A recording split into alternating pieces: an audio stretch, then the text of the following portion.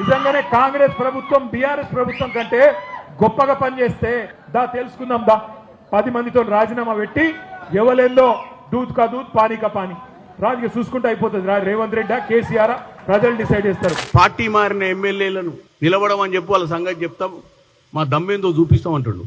నేను ఒకటే అడగదలుచుకున్నా, 10 సంవత్సరాల నుంచి నీ దమ్ముకు దుమ్ము పట్టిందా అని. నీ హయాంలా 60 మంది ఎమ్మెల్యేలు ఎంపీలు పార్టీ మారినప్పుడు అప్పుడు దమ్ము చూపించుకొని అప్పుడు వాళ్ళతోటి బై ఎన్నికల పోరాటం చేయించేది ఉండే. నువ్వు అప్పుడు నీ దమ్ము ప్రదర్శించకుండా వాళ్ళని విలీనం చేసుకున్నావు, వాళ్ళతో బై ఎన్నికలు చేయకుండా ఇవాళ మా దమ్ము గురించి మాట్లాడుతున్నావు. దమ్ము గురించి మాట్లాడే ముందు నువ్వు ఒకటి అర్థం చేసుకోవాలి.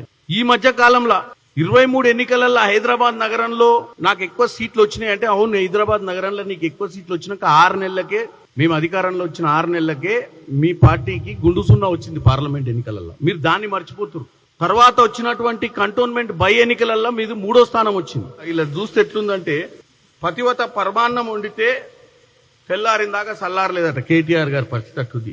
ఎందుకంటే ఈయన అన్ని పతివత మాటలు మాట్లాడుతుండే, వెనుక ఒక్కొక్కసారి 10 ఏళ్ల పాలన చూసుకుంటే మొత్తం కనపడతాయి మన పతివత మాటలన్నీ.